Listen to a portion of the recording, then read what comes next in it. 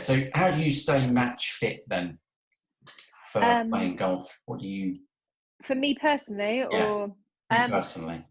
So when I was playing full time, I would still like to go out on my bike. I would still like to do a bit of running, nothing too extreme. And I would certainly try and do a few more strength exercises, a bit more weights. Definitely a lot of stretching. I think the last 10 years has been a big eye opener in terms of stretching, which I think wasn't done 25 years ago when I first started.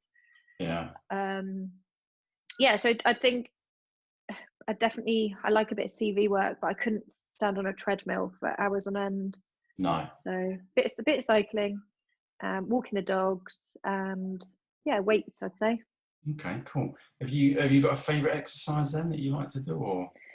I do enjoy, in a sadistic way, the TRX bands. I think they're quite versatile. I think they're really good, and I just really like stretching because I am constantly either stood up or been hitting balls for so many years. I think it is quite nice to get a full stretch and feel that your body's worked. So I like doing those. And I do like walking. I think because I've got 2 dogs, I think I do like getting outside and getting some fresh air. Yeah. What's your least favourite then? I think the least favourite, rowing machine. I think that is horrid. I think that really makes me want to gag. And stuff like burpees. Yeah. And those are they climbers or something when you're on just things like that, just climbers.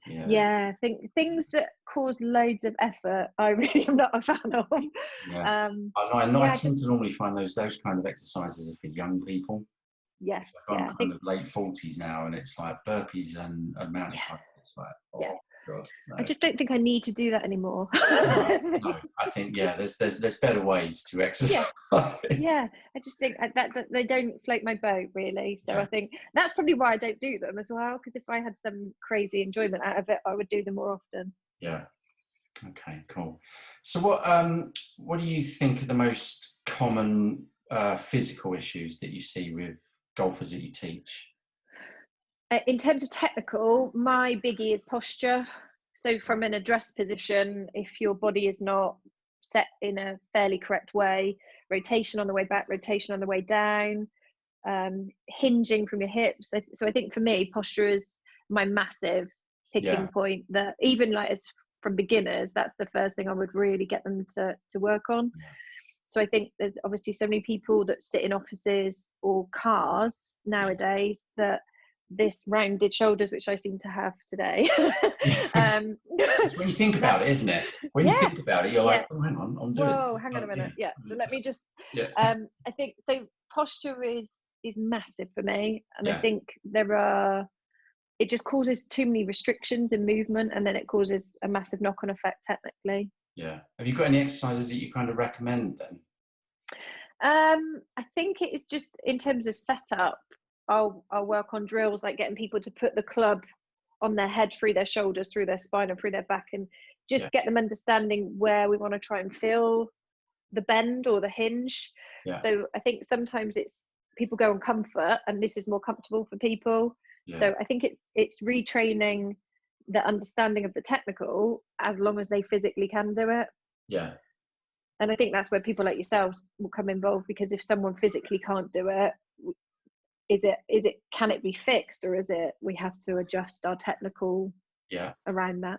A lot of the guys that I work with, tend to be of that slightly older age, and although they've got the strength, they definitely tend to have the mobility and flexibility issues, getting the hips open and getting them to do squats, shoulder rotation stuff, all that stuff just tends to be so, like you said, because they're so hunched over with work, sitting in cars, all that kind of stuff, sitting in front of the TV, getting them out of that bent over, kyphotic posture and into that more open, athletic posture. That's the main thing I find with them anyway. So Yeah, I think for me, it's like getting people to work on their golf games. They have to work on the physical side. They have to work on the mental side. They have to work on the nutrition. It's not just our job to get them to swing it better. There's a whole process behind it. And I yeah, think if they understood that, if you can work on changing a physical thing, that will get you technically better in the long run.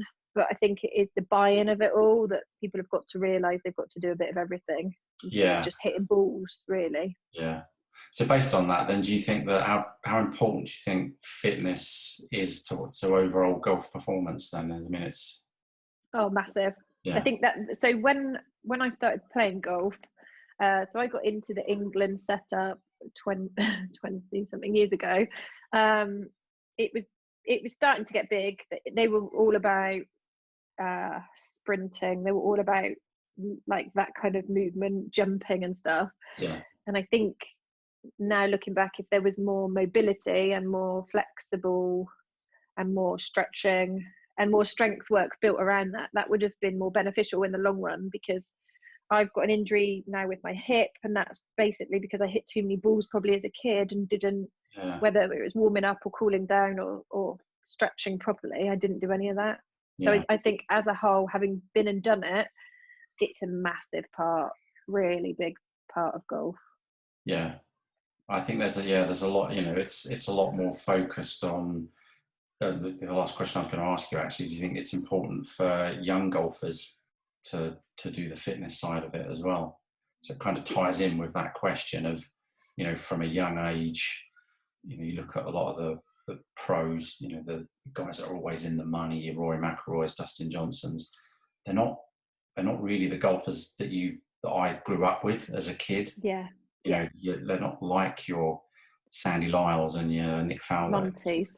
Monty's, yeah, Yeah, they're such different, they're really physical that you feel like they could do something else. They could, do other sports, not yeah. just play golf. I think that is so. I've been quite fortunate. I've got to work at the Open a couple of times, and when you see them, literally not just like hitting balls, but when they walk past you, like Brooks Koepka is massive, like Yeah, literally built like a tank. Dustin Johnson is built like a tank. Even like Phil Mickelson, yeah, they are all absolutely stacked. And you think yeah, they've they're athletes at the end of the day. I mean, it's a multi-million pound company game, and there's so much money to be made. yeah, So I think as children, and it worries me a little bit. So I work with two different counties, and I get the Diddy ones because I love working with them, and we yeah, do so much on like stuck in the mud and dodgeball and keepy uppies with your hands. So we do really random stuff, which from afar probably looks like it's nothing relative to golf, yeah, but you yeah, try and get the parents to understand if these kids can't jump, catch, throw, skip by the time of a certain age, they're really going to struggle with coordination and flexibility and movement in a golf swing. So for kids, that is the biggest thing I'd get them to do, is make sure they're moving and that they are enjoying it. Otherwise it's a bit tedious, instead of just getting them to do running. I think that's yeah, yeah. which no one enjoys that much. No, no, I've noticed that with my son, because I mean, initially I was trying to get him into golf when he was a bit younger. He's 12 now, and he's now at that point where he just wants to smash it as hard as he can. Mm-hmm. And Yeah, all he cares about is distance. How far's yeah, that gone? How far's that gone? yeah. So you can see where that side of it comes into even their Mm-hmm. thinking as well. So Yeah, it's almost like an easy buy-in to kind of go, right, okay, we'll just keep working on hitting it as hard as you can, and yeah, then we'll have lessons where we'll get a pro to teach you how to kind of control that. yeah, But it's very hard to go the other way. I mean, I play, and it's like, there's no way I can hit the ball further than what I hit it at the moment. Doesn't matter how yeah. much I train or improve physically. That speed, I just can't get it. I It's think that's the biggie now. Is I think there's so many people that they're talking about in terms of the money that's being made on tour.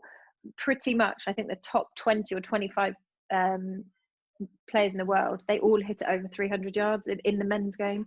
yeah, In the women's game, they all hit it over 250. So there is definitely an equation there that if you hit it far, you can deal with the other bits after it. And that's why I said, in terms of kids, I would rather kids just gave it a smash, even if they missed it. But Yeah. what you get is parents are very much like, keep your head down, keep your feet still. Let's Yeah. try and control the situation, which I would say, let's go the opposite way. Yeah. Let's get them to swing it so they fall off their feet or whatever. Because, Yeah. like you said, it's easier to then build the control around that instead of trying to control it and then ramping it up. Yeah. And I think that's where we get it so wrong, is we're so wanting performance straight away, want to see Yeah. the ball go up in the air, and that's why we try Yeah. and control it a bit too much too Yeah. I soon. think, yeah, definitely. Yeah. Yeah. I was just going to say, it's that thing about controlling. We always assume that it's such a controlled thing, but when you think about golf swing, it's like throwing. It's quite Yeah. it should be instinctive, Mm-hmm.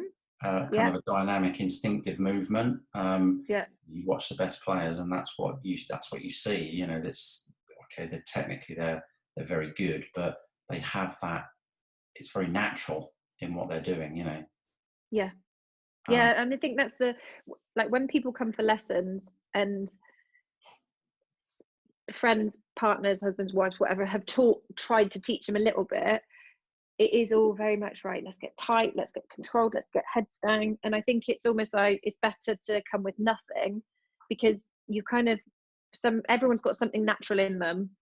And I think it's then they can be over taught and they can overthink it, and then all that, it's just going back to that control scenario. Whereas just like swing a club, just give it a swoosh, just yeah. let's just try and make this as automatic, whether they're a 4-year-old kid or a 60-year-old man or woman. It's the same scenario. As we want to make this more automatic, and most people have an automatic swing in there somewhere. Yeah.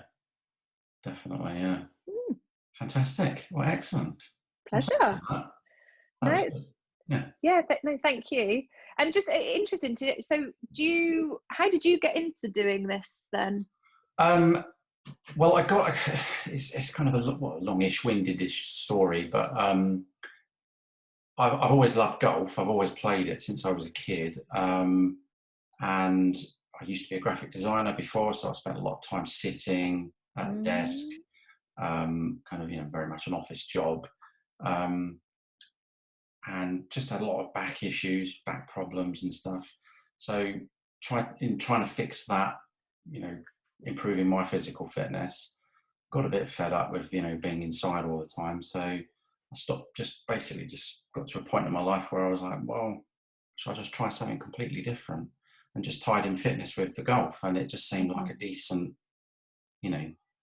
I just noticed that as I got fitter, over the last couple of years, I improved at playing golf. So it was like, it just makes sense to try and tie those two together.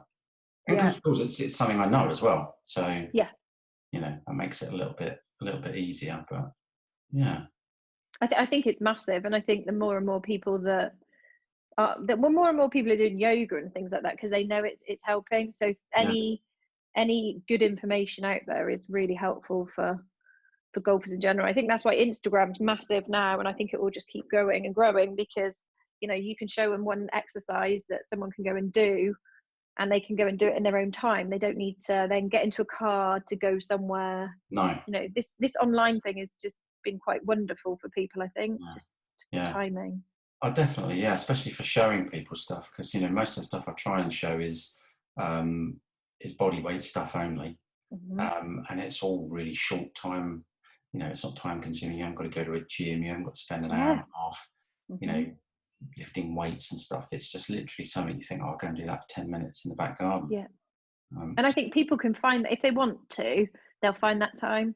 Yeah, yeah, definitely. When it's 10 minutes, Yeah. you can do that. So Yeah. when people say to you, oh, right, now go to the gym and you've got an hour and a half program, it's like, Yeah. oh, can I be bothered to do that? Probably not. Not after Probably a not, day's and I work. won't not. Yeah. Yeah.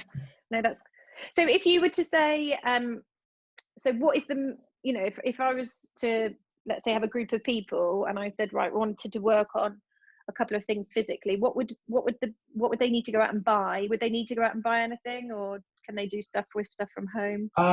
Not necessarily. No, pretty much do stuff from home. I mean, if I'm going to say to anybody get anything, it's probably just bands. Do a lot of stuff with just the different size bands. Yeah. That's about the only thing I recommend people. Also, as well, if you can get hold of a foam roller. Yeah, it's Foam roller. gross, isn't it? But I love mine in a really sadistic way. Yeah, yeah, the foam roll. Or if you really want to be a bit sadistic, then get yourself a hockey ball Yeah, and swap that out for the foam roll. But that is a bit extreme.